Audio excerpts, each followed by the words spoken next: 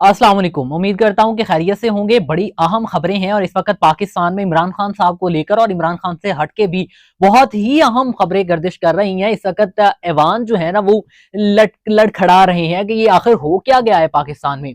सबसे पहली खबर तो आपको दी थी कि इमरान खान साहब की सेहत खराब है और तशवीशनाक हालत में उनको पिम्स अस्पताल लाया गया और इस खबर की तस्दीक भी हमारी जो हुकूमत के तर्जमान उनमें से जो वजीर इत्तलात अता तारड़ साहब है उन्होंने कर दिया आके, और पीटीवी पे बकायदा नाम लेकर इमरान खान साहब का, और इमरान खान साहब का नाम बकायदा उस पीटीवी चैनल पर चला जिस पर कभी इमरान खान के साथ बानी भी नहीं लिखा जा रहा था, और उस पे इमरान खान साहब का नाम भी चल गया।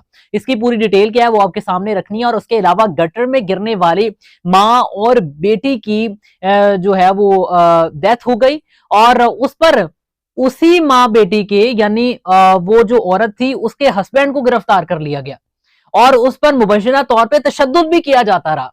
ये बड़ी अजीब खबर है। दिल जरा थाम कर बैठिएगा, आज बहुत ही बड़े इंकशाफात होने वाले हैं इस वीडियो में। तो उससे पहले मैं ये चाहता हूं कि आप हमारा जो है वो यूट्यूब चैनल सब्सक्राइब कर ले ताकि आपको तमाम खबरें यहाँ पहुंचती रहे।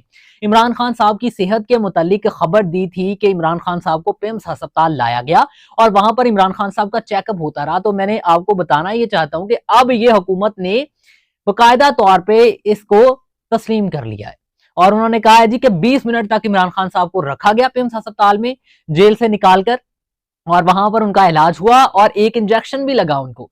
और मुख्तलिफ एक्सपर्ट्स ये कहते हैं कि 3 इंजेक्शन लगने और बिल्कुल सेम ही प्रोसीजर दोहराया जा रहा है। इमरान खान साहब को 2 मरतबा और जो है वो जेल से निकालकर पिम्स अस्पताल लाया जा सकता है।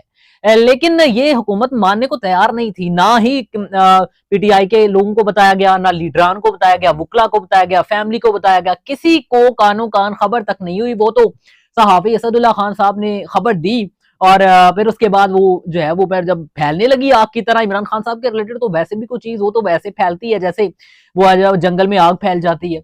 तो इसी तरह से जब ये फैली तो फिर हुकूमत को ये लगा कि अब मजीद कुछ हो सकता है हमारे साथ, यानी कि बुखलाहट का शिकार है ना हुकूमत कि कभी बसंत वाले काम करती है, उस पर पाबंदी लगवाना शुरू कर देती है, कभी कुछ। तो अब जो है नाम के साथ आके सारा कुछ कर रहे हैं कि इमरान खान साहब को लाया भी गया और वहां पर इमरान खान साहब का मुकालमा भी हुआ डॉक्टर के साथ। डॉक्टर से उन्होंने कहा कि क्या आप बैठकर इलाज नहीं कर सकते, तो जिस पर उन्होंने डॉक्टर ने कहा कि नहीं, बैठकर इलाज नहीं हो सकता।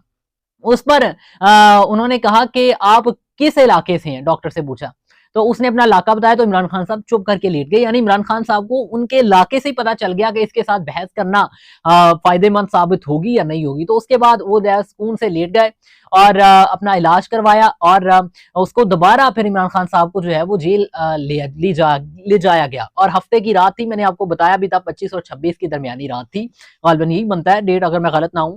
तो ये इमरान खान साहब की फैमिली को बताए बगैर सारा कुछ होता रहा और किसी को कानो कान खबर ही नहीं होती। और फिर क्या ऐसी मजबूरी पड़ गई है हुकूमत को कि हुकूमत को आकर इसकी तस्दीक करना पड़ी, और क्या ऐसी मजबूरी थी कि हुकूमत किसी को बताना ही नहीं चाह रही थी। यानी हुकूमत ये नहीं चाहती थी, मुक्तदरा हमारी जो है वो ये नहीं चाहती थी कि इमरान खान साहब का बाहर नाम किसी तरह से भी आए।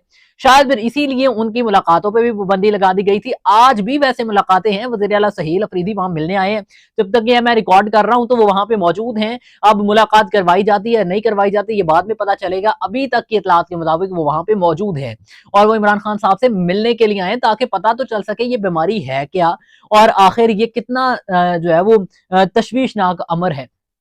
तो इसको जानने के लिए वो वहां पे मौजूद हैं, लेकिन मुलाकात ही नहीं करवाई गई। अब खैर ये जो है वो तमाम खबरें इमरान खान साहब के हवाले से आती रही और मजे की बात ये है कि इमरान खान साहब का नाम पीटीवी पे भी चल गया है। ये देखें कि एक इमरान खान साहब की सेहत खराब हुई है, उनकी दाई आंख में इंफेक्शन हुआ है CRVO नामी, और उसके लिए 3 इंजेक्शन लगने हैं। पहला इंजेक्शन लग चुका है और उसके बाद इमरान खान साहब का नाम सामने आ गया है, पीटीवी चला रहा है। हैरत की बात है, देखने में ही पता बहुत डिफरेंट लग रहा था कि यार पीटीवी चला रहा है ये बात। तो खैर पीटीवी ने ये खबर चलाई और उसके बाद तारड़ साहब वज़ीर इत्तलात वो बता रहे थे। तो इमरान खान साहब का नाम तो चल ही गया, साथ वो डॉक्टर जिन्होंने इमरान खान साहब के साथ मुकालमा हुआ और बाकायदा तौर पे इमरान खान साहब के साथ जो है वो बातचीत हुई, उन डॉक्टर का नाम और उनकी तस्वीर भी सामने आ गई। डॉक्टर आरफ इनका नाम बताया जा रहा है, जो पिक्चर में चला रहा हूँ ये उनकी पिक्चर बताई जा रही है। समी इब्राहिम साहब ने भी इसको शेयर किया है और दीगर सहाफी भी इसको शेयर कर रहे हैं कि ये डॉक्टर से जिनके साथ बेसिकली मुकालमा हुआ, और इन्हीं डॉक्टर ने इमरान खान साहब को पहले जाकर जेल में उनको उनका मुआयना किया था। फिर उन्होंने बताया था कि ये यहाँ पर चेक होने वाला नहीं, मामला ज्यादा तशवीशनाक है। तो उसके बाद फिर इमरान खान साहब को अस्पताल लाया गया और पूरा एक मेडिकल चेकअप होता है और बाकायदा मशीनें जो हैं वो वहां पे मौजूद होती है। जेल में तो लाई नहीं जा सकती। अब क्या पता कि वो मुक़तदरा जो है वो भी जेल में पहुंचा दे, क्योंकि वो बहुत कुछ करने में बहुत ही काबिल हैं। तो अब देखेंगे ये क्या इमरान खान साहब की आज मुलाकात करवा दी जाती है उनकी फैमिली से, और उसके बाद क्या सामने आता है, ये भी अभी जो है वो सामने आना है। पंजाब हुकूमत की नाअहली खुद निकल कर सामने आ गई है, और ये एक जगह पे नहीं, लाहौर में भी आई है और फैसलाबाद में भी आई है। दोनों बताता हूं, जरा दिल थामे इस पे। सबसे पहले तो लाहौर दाता दरबार इतना बड़ा दरबार है और इतनी पता है कि अवाम ने, खलकत ने वहां पे मौजूद होना है, तो वहां पर मेन होल्स, गटर खुले हुए हैं, उनके ढक्कन ही मौजूद नहीं है। और पहले तो उसके इर्द गिर्द बहुत सारी खबरें आती थी ना कि किसी से पैसे वसूल किए जाते हैं, किसी से रिश्वत वसूल की जाती है, किसी से कुछ। अब ये गटर खुले हुए हैं और उस गटर में गिरने से 2 मासूम जाने चली गई। उनमें से एक मां और एक उसकी नन्ही कली बेटी को 4-5 साल। ठीक है। अब जब वो गिर गई, उसके हस्बैंड ने वहां पे हाल दहाई उठाई, तो अजमा बुखारी साहिबा के नाम से मंसूब एक ट्वीट सामने आ गया और उसमें कहा गया कि ये तो सब फेक है, वहां पे कुछ नहीं हुआ, कोई मरा नहीं, कोई गिरा नहीं है। और पुलिस ने बाकायदा तौर पे उस हस्बैंड को, उस औरत के बंदे को पकड़ भी लिया, हिरासत में ले लिया, गिरफ्तार कर लिया। और यहां तक की तस्कीन नहीं हुई, फिर उसको लेकर वहां पे ले जाया गया जेल में, और वहां से मुख्तलिफ सहाफी ये खबरें दे रहे हैं कि वहां पर मुबशना तौर पे उस शख्स पे तशद्दुद भी किया गया कि तुमने पंजाब हुकूमत के खिलाफ ये आवाज उठाई क्यों है।